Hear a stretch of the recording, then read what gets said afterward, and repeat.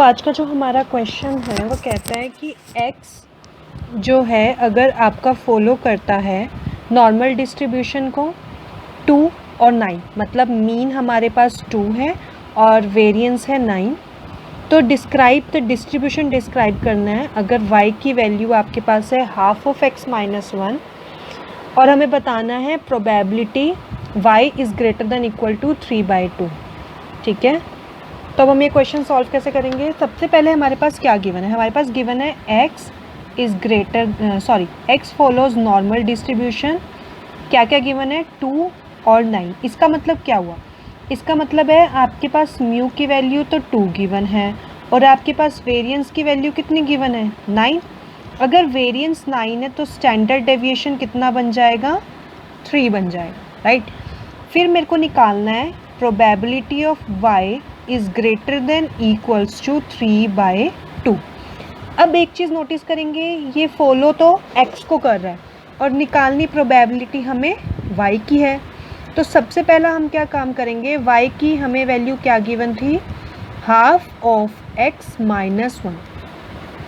मेरे पास expectation of x, मतलब expectation of x का मतलब क्या हुआ, मतलब म्यू ऑलरेडी गिवन है 2 और वेरिएंस ऑफ x कितना गिवन है मेरे पास 9, या फिर root of variance of x, या फिर आप क्या कह सकते हो स्टैंडर्ड डेविएशन कितना गिवन है 3। ठीक है, तो सबसे पहले मुझे पता है y का formula half of x minus 1। तो मुझे अगर एक्सपेक्टेशन ऑफ y निकालनी है तो मैं क्या करूँगी, expectation of half of x minus 1।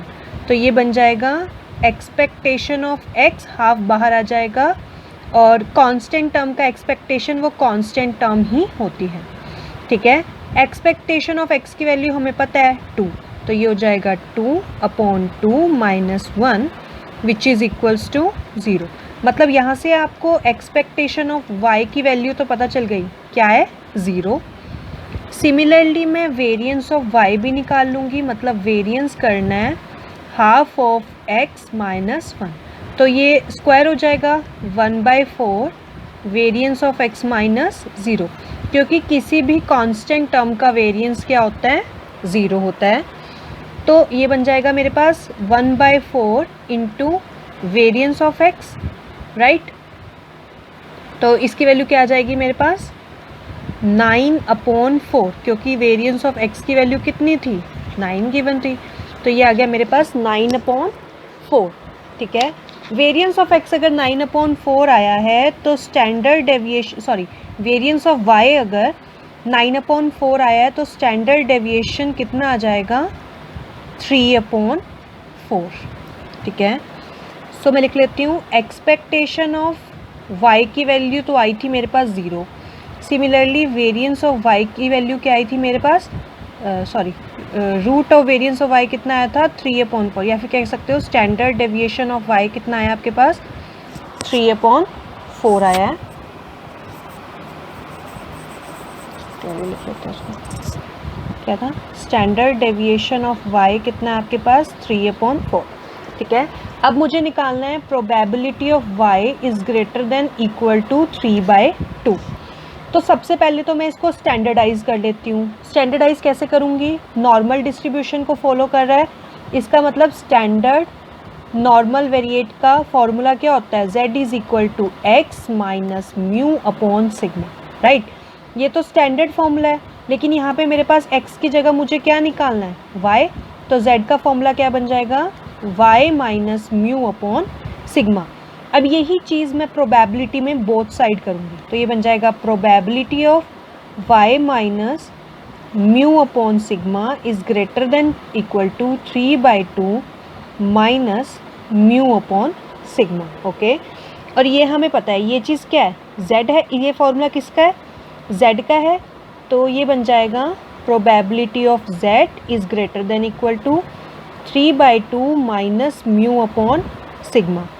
आपको म्यू और सिग्मा मतलब एक्सपेक्टेशन ऑफ y, क्योंकि आपको ध्यान रखना है आप y के लिए कर रहे हो ना कि x के लिए प्रोबेबिलिटी, तो बेसिकली आप y की बात करोगे तो म्यू आपके पास y का ऑलरेडी गिवन है 0 और स्टैंडर्ड डेविएशन गिवन है आपको 3/4। तो मैं इसको पुट कर देती हूँ। मेरे पास था probability of z is greater than equal to 3/4 minus mu upon sigma, which is equals to probability of z is greater than equal to 3/4 minus 0 upon, sorry यहाँ पे आपका 3/2 है फॉर्म क्वेश्चन में ना, 3/2 सो नीचे बनेगा आपको, नीचे स्टैंडर्ड डेविएशन भी कितना है 3/2, राइट। तो ये बनेगा probability of z is greater than equal to 3/2 into 2/3। So ये हो जाएगा आपका probability of z is greater than equals to 1।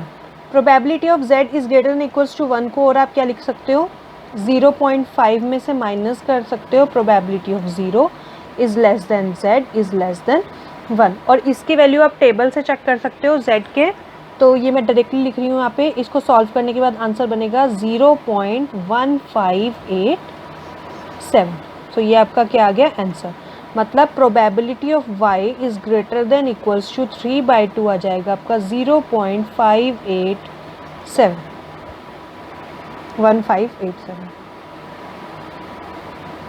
सो इसका आंसर आएगा 0.1587।